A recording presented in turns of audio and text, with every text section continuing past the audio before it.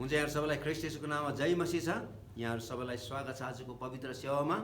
र आज मलाई सोधिएको प्रश्न, मण्डलीमा धूप बाल्नुहुन्छ कि हुँदैन? म कुनै पनि व्यक्तिको विश्वास र भावनालाई ठेस पुर्याउन चाहन्न, तर म के विश्वास गर्छु र मैले बाइबल पढ्दाखेरि मैले के सिकेको छु, म एउटा इभान्जेलिकल क्रिस्चियन भएको कारणले गर्दाखेरि म के कुरामा आस्था राख्छु, तिनै कुरालाई चाहिँ म तपाईँको अगाडि तपाईँको प्रश्नको म उत्तर दिन चाहन्छु।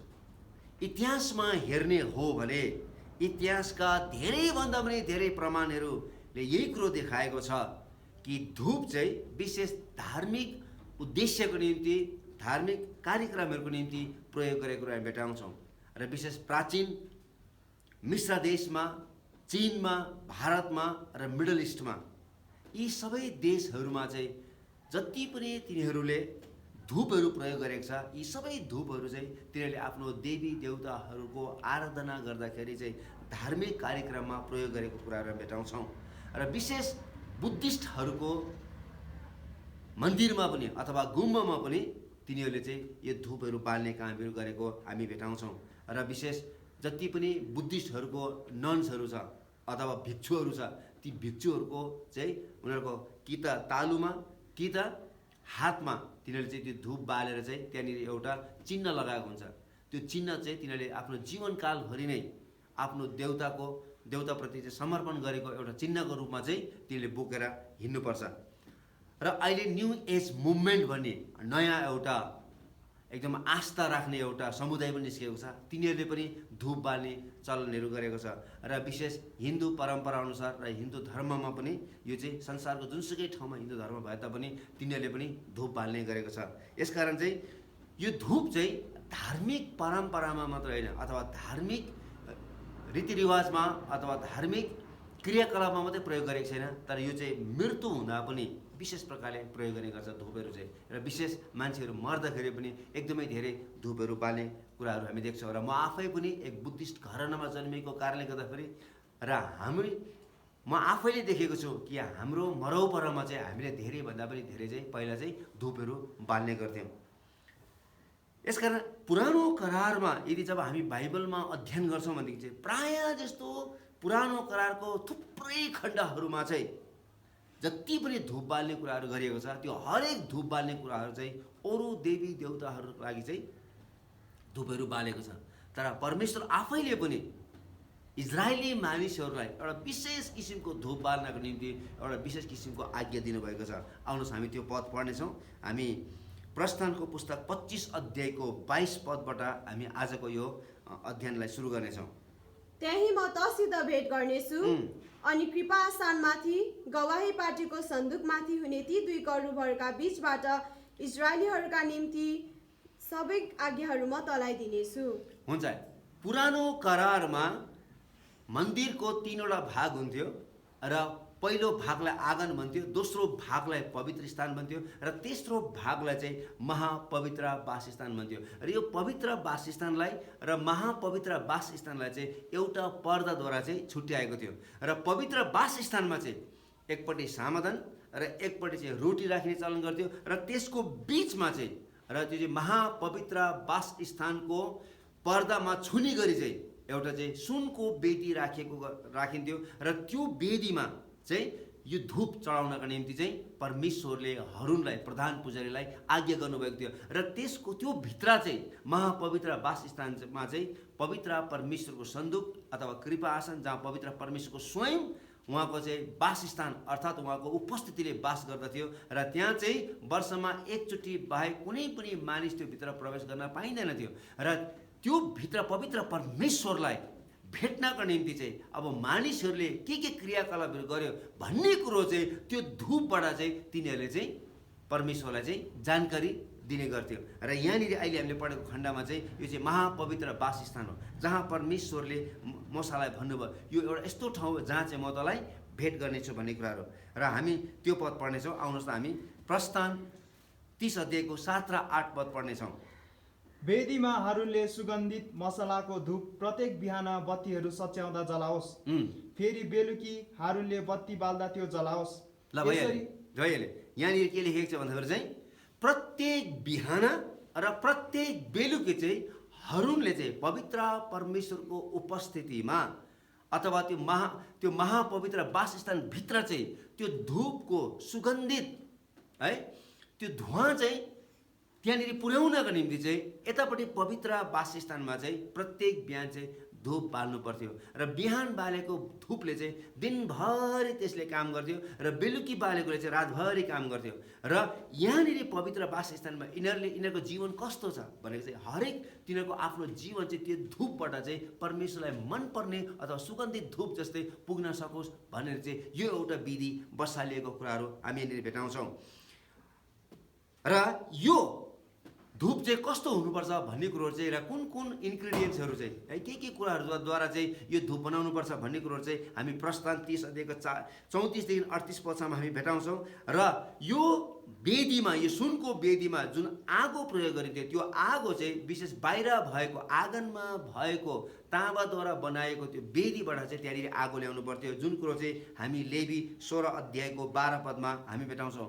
र प्रत्येक वर्ष जसलाई चाहिँ द ग्रेट डे अफ एटोनमेन्ट भनिन्थ्यो, जसलाई चाहिँ प्रायश्चितको दिन भनिन्थ्यो, त्यो दिन चाहिँ प्रधान पुजारी वर्षमा एकचोटि चाहिँ यो दिनको दिन चाहिँ जब कचौरामा रगत लिएर चाहिँ महापवित्र वासस्थानभित्र परमप्रभुको उपस्थितिमा प्रवेश गर्थ्यो र त्यो मानिस त्यहाँबाट निस्केर आउँदाखेरि चाहिँ त्यो मानिसले चाहिँ त्यो रगत चाहिँ यो सुनको वेदीको सिङहरूमा चाहिँ लगाएर चाहिँ त्यसलाई चाहिँ शुद्धिकरण गर्ने गर्थ्यो। र the altar of incense was called the most holy to the lord. यसकारण चाहिँ जुन वेदी सुनको वेदी एउटा पवित्र परमेश्वरको निम्ति धूप बाल्ने एउटा वेदी थियो, त्यो धूप बाल्ने वेदीलाई चाहिँ पवित्र परमेश्वरको अगाडि चाहिँ the most holy to the lord भन्ने चाहिँ प्रस्थान 30 अध्यायको 10 पदमा लेखिएको छ।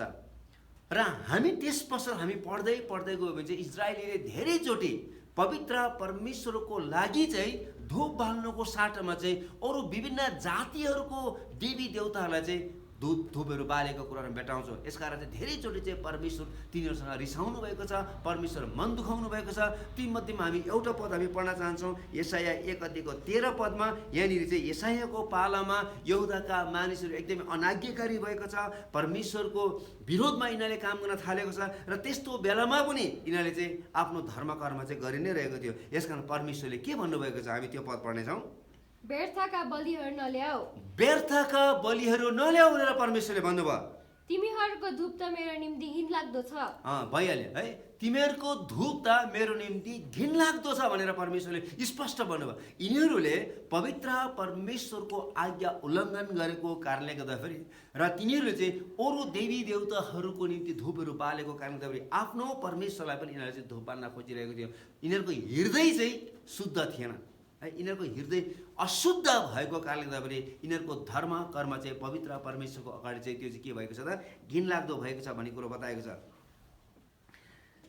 र यो धूप बाल्ने चलन चाहिँ इजरायली मानिसको निम्ति एकदमै महत्त्वपूर्ण थियो, किनभने यो परमेश्वर आफैले नै तिनीहरूलाई दिनुभएको एउटा विशेष विधि थियो। यसकारण चाहिँ यिनीहरूले चाहिँ विभिन्न कुराहरूसँग यिनीहरूले जोडेको छ। यसकारण चाहिँ हामी एकजना व्यक्तिको बारेमा भेटाउँछौँ। हामी भजन सङ्ग्रह 141 को 2 पद हामी पढ्दाखेरि त्यहाँनिर चाहिँ यहाँनिर भजन लेखकले चाहिँ उसको प्रार्थना चाहिँ यो सुगन्धित धूपसँग जसरी परमेश्वरको अगाडि तिनीहरूले त्यो धूप बालेर परमेश्वरलाई प्रसन्न पार्थ्यो, त्यस्तै प्रकारले यो व्यक्तिले चाहिँ मेरो प्रार्थना चाहिँ परमेश्वरलाई चाहिँ त्यस्तै सुगन्धित धूप जस्तै हुन सकोस् भन्ने चाहिँ आफ्नो प्रार्थनालाई चाहिँ यो सुगन्धित धूपसँग चाहिँ तुलना गरेको छ। हामी त्यो पद पढ्नेछौँ। मेरो प्रार्थना तपाईँको सामुन्ने सुगन्धित धूप जस्तै होस्। ल भइहाल्यो है, त्यहाँनिर एकदम स्पष्ट लेखिएको छ भजन लेखकले है त, मेरो प्रार्थना चाहिँ परमेश्वरको अगाडि चाहिँ सुगन्धित धूप जस्तै होस् भनेर। यसकारण faithful Israelites did not view the offering of incense as an empty ritual. यसकारण यिनीहरूले चाहिँ धूप बाल्दाखेरि चाहिँ यिनीहरूले चाहिँ कहिले यो चाहिँ रित्तो किसिमको रीतिरिवाज होइन है, यो चाहिँ एउटा विशेष किसिमको रीतिरिवाज है भन्ने कुरो चाहिँ तिनीहरूले चाहिँ विशेष प्रयोग गरेको छ। तर अब क्रिस्चियनहरूले हेर्नुहोस् न, Christian today offer prayers that reflect deep appreciation and respect for our heavenly father. अब नयाँ करारमा आइसकेपछि चाहिँ जति पनि क्रिस्चियनहरूले प्रार्थनाहरू चढाएको छ, यो प्रार्थना चाहिँ आफ्नो पवित्र परमेश्वरको साँचो परमेश्वरको आराधना गर्दाखेरि चाहिँ जुन प्रार्थना गर्दाखेरि जुन किसिमको एउटा भित्र हृदयबाट अन्तस्करणबाट चढाएको जुन एउटा विशेष किसिमको प्रशंसा छ, जुन एउटा आदर छ, जुन एउटा इज्जत छ है, त्यो चाहिँ त्योसँग पनि तुलना गरेको कुरा हामी भेटाउँछौँ। यो चाहिँ लिटरल यो धुप नै बाल्नुपर्छ भन्नु खोजेको होइन यहाँनिर। यो चाहिँ बाहिरी धुप नै बाल्नु खोज्छ भन्नु खोजेको होइन, तर भित्री है आफ्नो प्रार्थना चाहिँ त्यो चाहिँ एउटा धुप जस्तै एउटा विशेष किसिमको परमेश्वरलाई मनपर्ने किसिमको एउटा विशेष किसिमको सुगन्धित होस् है भन्ने कुरा चाहिँ पुरा नयाँ करारका विश्वासीहरूले त्यो कुराहरू विचार गरेका छन्। हामी त्यो पद पढ्नेछौँ, हामी एउटा पद पढ्नेछौँ, हामी हितोपदेश 15 अध्यायको 8 पद। दुष्ट मानिसको बलिदान परमप्रभुको दृष्टिमा घृणित हुन्छ, हेर्नुहोस् है, दुष्ट मानिसको बलिदान पवित्र परमेश्वरको दृष्टिमा घृणित हुन्छ, तर इमानसँग चल्नेको प्रार्थनादेखि तर उहाँ प्रसन्न हुनुहुन्छ। इमानसँग चल्ने मानिसको प्रार्थना चाहिँ के हुन्छ अरे त? उहाँ प्रसन्न हुनुहुन्छ। प्रसन्न हुनुहुन्छ। देख्नुभयो त, इमानसँग चोखो हृदयले चल्ने मानिसहरू है त, त्यहाँ चाहिँ बाहिर चाहिँ धुप बालेर चाहिँ परमेश्वर खुसी हुन्छ भन्ने कुरो बताएको छैन, तर इमानसँग चल्ने मानिसको प्रार्थना चाहिँ परमेश्वर प्रसन्न हुनुहुन्छ भन्ने कुराहरू त्यहाँनिर बताएको छ है। जसरी पुरानो करारमा इजरायली मानिसहरूको प्रधान पुजारीले अथवा पुजारीहरूले जुन धुप बालेर परमेश्वरलाई प्रसन्न पार्नु खोज्थ्यो, त्यस्तै प्रकारले अब हामी क्रिस्चियनहरूले चाहिँ धुप बालेर होइन, तर अब चाहिँ हामी इमानसँगले चाहिँ इज्जतसँगले चाहिँ एकदमै पवित्र परमेश्वरलाई मनपर्ने किसिमको जीवन जिएर चाहिँ हामीले प्रार्थना चढायौँ भनेदेखि चाहिँ त्यो प्रार्थना चाहिँ त्यो पुरानो करारमा प्रधान पुजारीले चढाएको त्यो सुगन्धित धुपभन्दा पनि त्यो चाहिँ एकदमै आदरणीय हुन्छ है भन्नु खोजेको। तर हामी नयाँ करारमा आइसकेपछि प्रकाशको पुस्तकमा हामी 2 ठाउँमा चाहिँ त्यहाँनिर चाहिँ यो धुपलाई चाहिँ प्रार्थनासँग तुलना गरेको छ। हामी त्यो पद पनि पढ्नेछौँ, प्रकाशको पुस्तक 5 अध्यायको 8 पद र प्रकाशको पुस्तक 8 अध्यायको 3 पद। हामी 2टा पद हामी पढ्नेछौँ।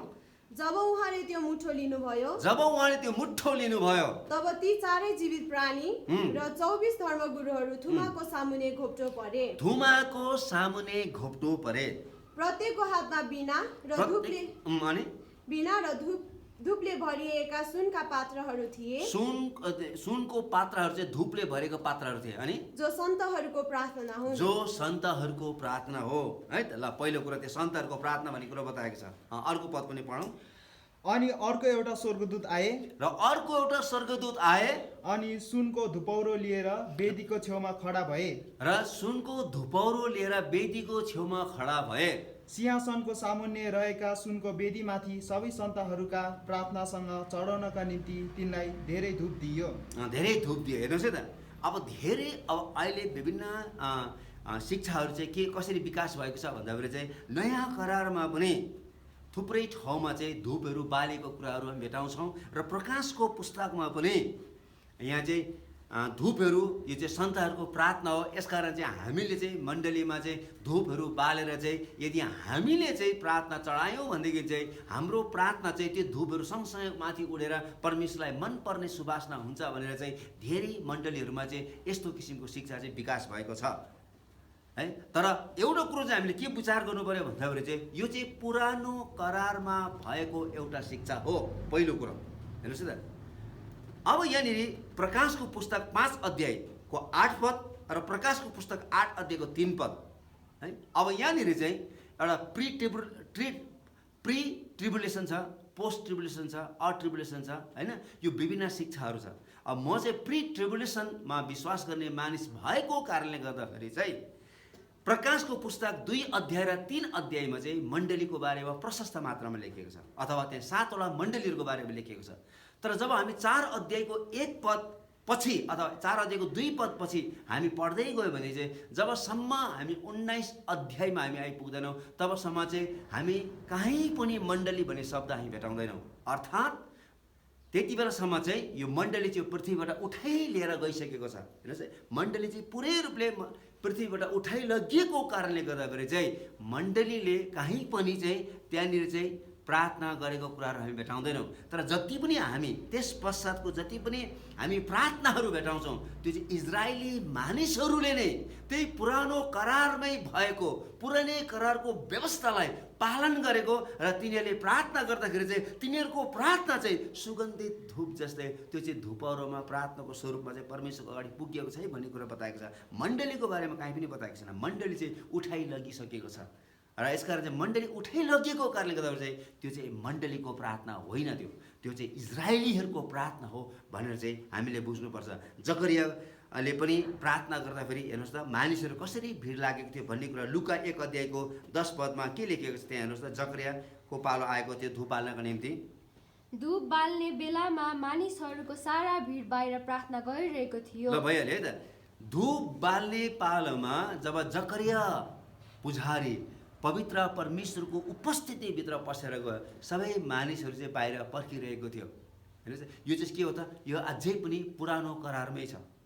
यीशु ख्रिस्ट जन्मिनु हुँदाखेरि पनि पूर्वबाट आएका जति पनि म्यागिजहरू थिए अर्थात् जति पनि ज्योतिषहरू थिए, ती मानिसहरूले पनि यीशु ख्रिस्टलाई एउटा राजाको रूपमा दण्डवत गर्दाखेरि चाहिँ त्यहाँ पनि चाहिँ धूप लिएर आएको कुराहरू हामी भेटाउँछौँ। जसको कारणले गर्दाखेरि त्यहाँनिर चाहिँ धूप बालेको छ भन्ने कुरो बताएको छैन, त्यो चाहिँ धूप चाहिँ लिएर आएको छ भन्ने कुरो। यो अझै पनि हामी पुरानै करारकै कुराहरूमा हामी छौँ है त, पुरानै करारमा यो कुराहरू छौँ। यहाँ चाहिँ नयाँ करारको सुरुवात भएको छैन। यो कुरालाई हामीले एकदम राम्रोसँगले विचार गर्नुपर्छ। अर्को कुरो, ख्रिस्ट यीशुको मृत्यु र ख्रिस्ट यीशुको पुनरुत्थानद्वारा चाहिँ ख्रिस्ट यीशुले चाहिँ हामीलाई चाहिँ के गरिदिनु भएको छ त, ख्रिस्ट यीशुको मृत्युमा चाहिँ के भएको छ भन्दाखेरि जुन पर्दा थियो त्यहाँनिर, जुन छेक्ने एउटा पर्दा थियो पवित्र स्थान र महापवित्र वासस्थानमा, जुन एउटा छेक्ने पर्दा थियो, त्यो छेक्ने पर्दा चाहिँ के भएको छ, टुप्पादेखि लिएर फेदसम्म चाहिँ त्यो पुरै रूपले च्यातिएको छ। हामी पद पढौँ त, हामी मत्तीको सुसमाचार 27 अध्यायको 50 र 51 पद। तब यसो फेरि ठुलो स्वरले कराउनु भयो अनि र आफ्नो आत्मा त्याग्नु भयो। त्यसै गरी मन्दिरको पर्दा टुप्पादेखि फेदसम्म 2 भाग भएर च्यातियो। ल हेर्नुहोस् है त, पहिला पुरानो करारमा के थियो भन्दाखेरि कुनै पनि मानिस पवित्र परमेश्वरको महापवित्र वासस्थानभित्र प्रवेश गर्न पाइँदैन थियो। यसकारण जति पनि मानिसहरूले आफ्नो जीवनमा सेवकाईहरू गर्थे, आफ्नो जीवनको जति पनि ढाँचाहरू थियो र उनीहरूको जति पनि प्रार्थनाहरू थियो, ती परमेश्वरको उपस्थितिमा जान नपाएको कारण तिनीहरूले चाहिँ धूपहरू बालेर चाहिँ परमेश्वरलाई चाहिँ हामीले चाहिँ यस्तो किसिमको सुगन्धित जीवन जिउँदैछौँ है भन्ने कुरो चाहिँ तिनीहरूले आफूलाई प्रकट गरेर चाहिँ त्यो धूप बालेर चाहिँ पवित्र परमेश्वरलाई प्रसन्न गर्ने चलन थियो। हेर्नुहोस् त, किनभने तिनीहरू पवित्र परमेश्वरको उपस्थितिमा बस्न पाइँदैन थियो। तर अब नयाँ करारमा आइसकेपछि जब प्रभु यीशु ख्रिस्ट क्रुसमा बलिदान हुनुभयो र ख्रिस्ट यीशुको मृत्युमा र ख्रिस्ट यीशुको पुनरुत्थान पश्चात चाहिँ हेर्नु त्यो मृत्युमा चाहिँ के भएको छ भन्दाखेरि चाहिँ त्यो पर्दा थियो, त्यो एउटा छेक्ने पर्दा, त्यो छेक्ने पर्दालाई चाहिँ उहाँले के भएको छ त, उहाँले जब उहाँको मृत्यु भयो त्यो चाहिँ टुप्पादेखि लिएर फेदसम्म चाहिँ दुई फ्याकमा चाहिँ त्यो पुरै रूपले चाहिँ च्यातिएको छ। भनेको मतलब चाहिँ अब पवित्र परमेश्वरको महापवित्र वासस्थानमा चाहिँ ख्रिस्ट यीशुद्वारा अब हामी कुनै पनि बेलामा हामी प्रवेश गर्न सक्छौँ। अब हामीलाई चाहिँ त्यो धूपद्वारा चाहिँ पवित्र परमेश्वरको जानु आवश्यकता छैन। अब चाहिँ हामी चाहिँ धूप होइन तर यीशु ख्रिस्टमा हामीले विश्वास गरेको कारणले गर्दाखेरि चाहिँ अब हामी सिधै हामी परमेश्वरको उपस्थितिमा हामी जान सक्छौँ भन्ने कुरो चाहिँ त्यसले बताएको छ। र हामी नयाँ करारमा हामी राम्रोसँगले अध्ययन गर्ने हो भने चाहिँ लगभग 500 वर्षसम्म पवित्र परमेश्वरको आराधना गर्न निम्ति कुनै पनि क्रिस्चियन मण्डलीमा चाहिँ धूपहरू बालेको हामी त्यति धेरै कथाहरू हामी भेटाउँदैनौँ। हेर्नुहोस् है त, त्यहाँ कुनै पनि त्यस्तो धूपहरू बाल्यो भन्ने कुराहरू, परमेश्वरको आराधना गर्दा धूपहरू बाल्यो, प्रार्थना गर्दा धूपहरू बाल्यो भन्ने कुरो बताएको छैन। It is unscriptural for a church that calls itself Christian to burn incense है त। यसकारण चाहिँ यो चाहिँ बाइबल विरोध हो जसले धूप बालेर चाहिँ पवित्र परमेश्वरको आराधना गर्नु खोज्छ, त्यो चाहिँ बाइबलको विरोध हो। God never gave this practice to us. परमेश्वरले कहिले पनि हामीलाई धूप बाल्ने चलन दिनुभएको छैन। तपाईँले कथाहरू पढ्नुहोस्, मण्डली इतिहासमा पढ्नुहोस् त, त्यहाँनिर चाहिँ धेरैभन्दा पनि धेरै क्रिस्चियनहरूलाई त्यति बेलाका रोमी सम्राटहरूलाई धूप बाल्नको निम्ति तिनीहरूलाई अनुमति दिएको थियो। तिनीहरूलाई चाहिँ रोमी सम्राट चाहिँ एक देवता हो, एक ईश्वर हो भनेर चाहिँ तिमीहरूले चाहिँ धूप बाल्नुपर्छ, खरानी चढाउनुपर्छ भनेर चाहिँ तिनीहरूलाई अनुमति दिँदाखेरि चाहिँ तिनीहरूले इन्कार गरेको छ। जसको कारणले गर्दाखेरि चाहिँ क्रिस्चियनहरूलाई एकदमै दुःख दिएको छ, एकदमै यातना दिएको छ, तिनीहरूलाई मारेको छ, क्रुसमा झुन्ड्याएको छ, तिनीहरूको सबै सम्पत्तिहरू जफत गरेको छ। तिनीहरूले धूप बाल्न इन्कार गरेको छ। सम्राटको अगाडि धूप बाल्न र खरानी चढाउन तिनीहरूले इन्कार गरेको छ। The early Christians refuse to burn incense to acknowledge the divinity of the Roman empire. आउनुहोस् त हामी एउटा पद पढ्नेछौँ, लुकाको सुसमाचार हामी 4 अध्यायको 7 र 8 पद पढ्नेछौँ। त्यहाँनिर हेर्नुहोस् त, जब दुष्ट शैतान यीशुलाई परीक्षा गर्न निम्ति आएको थियो, दुष्ट शैतानले एउटा अफर दिएको थियो। के अफर दिएको छ हेर्नुहोस् त, तपाईँले मलाई दण्डवत गर्नुभयो भने तपाईँले मलाई दण्डवाद गर्नुभयो भने यी सबै तपाईँका हुनेछन्। यी सबै तपाईँको हुनेछन्। तर यीशुले के भन्नुभयो? येशूले त्यसलाई जवाब दिनुभयो, येशूले त्यसलाई जवाब दिनुभयो, लेखिएको छ, लेखिएको छ, तैँले परमप्रभु आफ्ना परमेश्वरलाई तैँले आफ्ना परमप्रभु परमेश्वरलाई दण्डवत दण्डवाद गर्नु र उहाँको मात्र सेवा गर्नु। अरू कसैलाई पनि दण्डवाद नगर्नु, केवल पवित्र परमेश्वरको मात्रै आराधना गर्नु, केवल पवित्र परमेश्वरलाई मात्रै दण्डवत गर्नु भन्ने कुरो चाहिँ यहाँनिर प्रभु ईश्वरले सिकाउनु भयो। यसकारण चाहिँ नयाँ करारमा पहिलो शताब्दीका, दोस्रो शताब्दीका, तेस्रो शताब्दीका जति पनि क्रिस्चियन समुदायहरू थियो, तिनीहरूले यो पदलाई चाहिँ राम्रोसँगले चाहिँ उनीहरूले विचार गरेकाले, सोचेको कारणले उनीहरूलाई चाहिँ मौका आएको थियो। उनीहरू बाँच्न सक्थ्यो, तिनीहरूलाई धेरै मौका आएको थियो, बाँच्न सक्थे तिनीहरूले धुप बालेको भएदेखि, तिनीहरूले बाँच्न सक्थे यदि तिनीहरूले चाहिँ खरानी चढाएको थिए। तर उनीहरूले इन्कार गरेको छ। यिनीहरूले कुनै पनि मूल्यमा रोमी सम्राटलाई उनीहरूले धुपहरू चढाएको छैन। हामी अर्को पद पनि हामी पढ्नेछौँ, पहिलो कोरिन्थी 10 अध्यायको 14 पद र 20 पद हामी पढ्नेछौँ। यहाँ के लेखेको छ? यसकारण मेरो प्रिय हो, यसकारण मेरो प्रियहरू हो, मूर्ति पूजाबाट अलग बस। मूर्ति पूजाबाट अलग बस। स्पष्ट रूपले छ। हामी 20 पद पनि पढौँ त। त्यसो होइन, त्यसो होइन, तर म यही भन्न लागिरहेको छु म यही भन्न लागिरहेको छु कि मूर्ति पूजकहरूले जो बलि चढाउँछन् त्यो परमेश्वरलाई होइन, तर परमेश्वरलाई होइन, तर कसलाई अरे? भूत प्रेतलाई चढाउँछन्। ल, भूत प्रेतलाई भइहाल्यो है, भूत प्रेतलाई चढाउँछन्, परमेश्वरलाई होइन, तर कसलाई चढाउँछन्? भूत प्रेतलाई चढाउँछन्। In the view of the idolatrous use of the incense in those days है। यसकारण it is not surprising that early Christian would not even engage in the incense trade. पहिलो शताब्दीको, दोस्रो शताब्दीको र तेस्रो शताब्दीका जति पनि क्रिस्चियनहरू थिए, ती क्रिस्चियनहरूले धूप चढाउने त परै जाओस्, तर तिनीहरूले कुनै पनि मूल्यमा धूपको व्यापार पनि गर्दैन थियो। किनभने तिनीहरूले के सोच्थ्यो र के विचार गर्थ्यो भन्दाखेरि चाहिँ यो धूप चाहिँ अरू धर्मका मानिसहरूले प्रयोग गर्ने एउटा विशेष सामान हो। यसकारण चाहिँ हामी क्रिस्चियनले चाहिँ यसलाई त चढाउनु त होइन, यसलाई त बिक्री पनि गर्नु हुँदैन भन्ने कुरो चाहिँ। हुन त अब अहिले के अरे क्रिस्चियनहरूले नै धेरै ठाउँमा चाहिँ अब रक्सीहरू बेचिरहेको छ, चुरुटहरू बेचिरहेको छ, हो कि अरूलाई चाहिँ है हामी चाहिँ बाइबलमा चाहिँ खानु हुँदैन भनेर चाहिँ हामी सिकाउँछौँ होइन। तर पसलमा चाहिँ के गरिरहेको छ, हामी चाहिँ बिक्री गरिरहेको छौँ है। किनभने सबभन्दा बढी फाइदा कहाँ छ? चुरोटमा छ। सबभन्दा बढी फाइदा कहाँ छ भन्दाखेरि रक्सीमा छ। तर पहिलो शताब्दीका मण्डलीका विश्वासीहरूले तिनीहरूले धूप त चढाउनु टाढै जाओस्, तर तिनीहरूले व्यापारमा पनि कुनै पनि क्रिस्चियन व्यापारीहरूले यिनीहरूले चाहिँ धूपको व्यापार गरेको छैन। किनभने उनीहरूलाई थाहा थियो यो चाहिँ अक्रिस्चियनहरूको, यो चाहिँ अरू देवी देवताको यो चाहिँ के हो त भन्दाखेरि पूजा गर्ने एउटा तत्त्व भएको कारणले हामी क्रिस्चियनहरू चाहिँ हामी पुरै रूपले त्यो संसारबाट हामी चाहिँ अलग भएर आएको कारणले गर्दा चाहिँ अब हामीले चाहिँ त्यसलाई त छुनु पनि हुँदैन है भन्ने कुरो चाहिँ पहिलो शताब्दीका र दोस्रो शताब्दी र तेस्रो शताब्दीका मण्डलीमा यस्तो किसिमको शिक्षा विकास भएको थियो। If our motivation is to increase the power of our prayers or to somehow be more pleasing to God, then we are falling into the trap of legalism or mysticism. है आज अहिले धेरै मानिसहरूले चाहिँ के गरेको छ भन्दाखेरि चाहिँ विभिन्न मण्डलीहरूमा चाहिँ धूप बाल्न थालेको छ र उनीहरूको सोच के छ भन्दा चाहिँ यदि हामीले चाहिँ धूप बाल्यौँ भनेदेखि चाहिँ हाम्रो प्रार्थना चाहिँ परमेश्वरले अझै शक्तिशाली रूपमा चाहिँ सुन्नुहुन्छ है, परमेश्वरले अझै झन् सजिलोसँगले ग्रहण गर्नुहुन्छ भनेर चाहिँ उनीहरूले चाहिँ त्यसरी विश्वास गरेको कारणले गर्दाखेरि चाहिँ उनीहरूले धूप बाल्ने चलन गरेको छ। तर हामीले एउटा कुरो कहिले पनि बिर्सनु हुँदैन, यदि हामीले जुन प्रथालाई हामीले छोडेर आइसकेका छौँ, यदि त्यही प्रथा नै फेरि हामी चाहिँ प्रयोग गर्दैछौँ भनेदेखि चाहिँ हामी के भइरहेको छ त, हामीले साँचो पवित्र परमेश्वरलाई होइन तर हामीले मण्डलीभित्र पनि हामीले चाहिँ मूर्ति पूजाहरू गरिरहेका हुन्छौँ। हामीले मण्डलीभित्र पनि चाहिँ हामीले साँचो पवित्र परमेश्वरको आराधना होइन तर मूर्ति पूजाको चाहिँ हामीले चाहिँ पूजा गरिरहेका छौँ। We are not told to burn incense in the scripture. बाइबलमा कहीँ पनि कुनै पनि ठाउँमा नयाँ करारमा है कुनै पनि प्रभु यीशु ख्रीष्टका चेलाहरूले हामीलाई धूप बाल्नको निम्ति सिकाउनु भएको छैन कहीँ पनि। हामी एउटा पद पढ्नेछौँ, हिब्रू 10 अध्याय पढौँ त। हामी हिब्रू 10 अध्यायको 19 देखि 22 पदसम्म हामी त्यो पद पढ्नेछौँ। हिब्रू 10 अध्यायको 19 देखि 22 पदसम्म। यसकारण भाइयो येशूको रगतद्वारा महापवित्र स्थानमा प्रवेश गर्न साहस हामीलाई हुन्छ।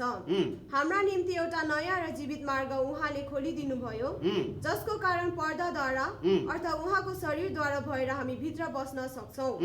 परमेश्वरको घरानामा हाम्रा एकजना महान पूजाहारी हुनुभएको हुनाले हाम्रा हृदय खराब विवेकबाट छर्कोद्वारा चोखाइएर र शुद्ध पानीले हाम्रो शरीरलाई धोएर साँचो हृदय विश्वासको सम्पूर्ण भरोसामा हामी परमेश्वरको समीप जाउँ।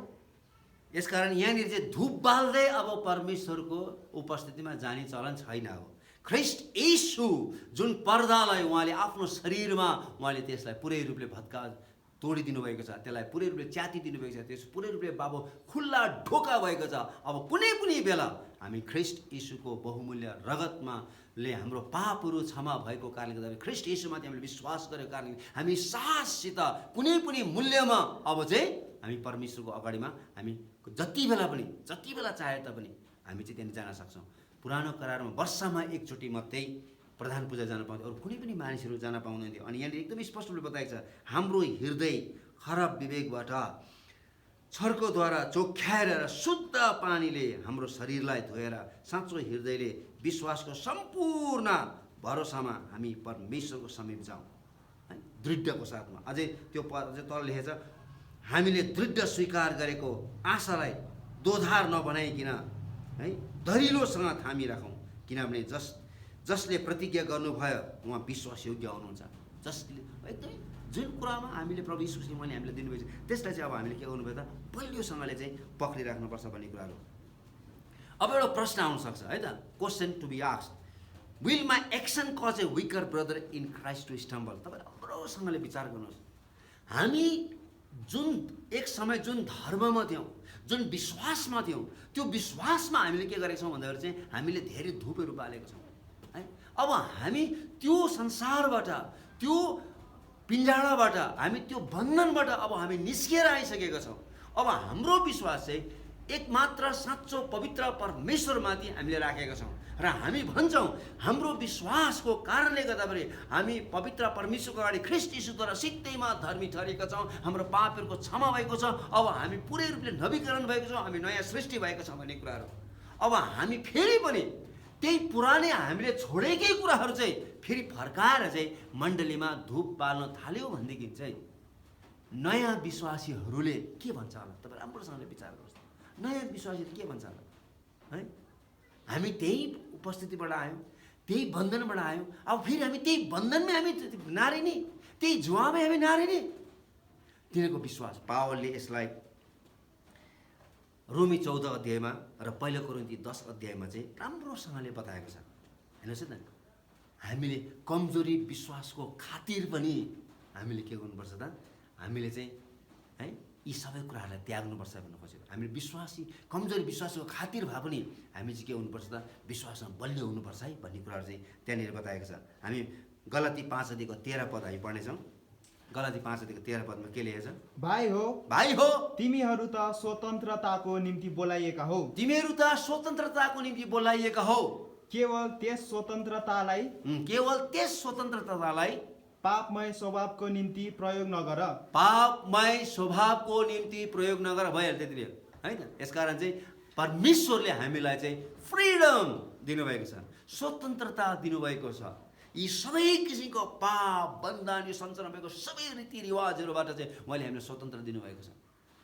चोखो विश्वासबाट मात्रै हामीले साँचो पवित्र परमेश्वरमा हामीले मुक्ति पाउँछौँ ख्रिस्ट येशूद्वारा।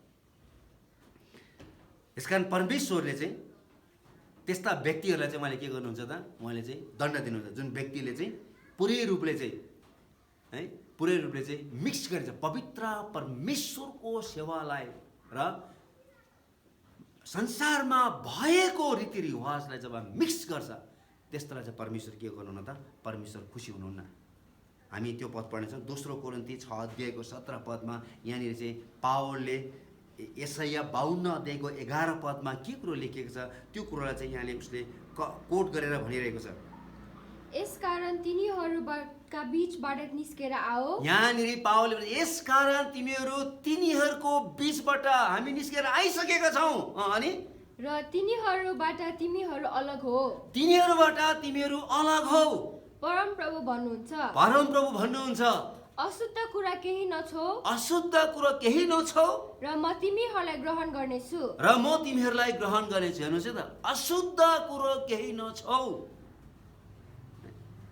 अशुद्ध कुरो केही नछौ भन्ने कुरा बताएको छ। त्यस कारण हामी चाहिँ पुरै रूपले हामी चाहिँ त्यहाँबाट निस्केर आइसकेका छौँ। प्रभु यीशु ख्रीष्टले के गर्नुभएको छ, त्यो कुरोलाई पुरै रूपले उहाँले चाहिँ पुरै रूपले त्यसलाई चाहिँ हटाइसक्नु भएको छ। हामी पढौँ त मत्ती 5:17 मत्ती 5:17 व्यवस्था अथवा अगमवक्ताहरू रद्द गर्न म आएको यीशुले भन्नुभयो, व्यवस्था र अगमवक्ताहरूको कुरालाई रद्द गर्न निम्ति म आएको होइन।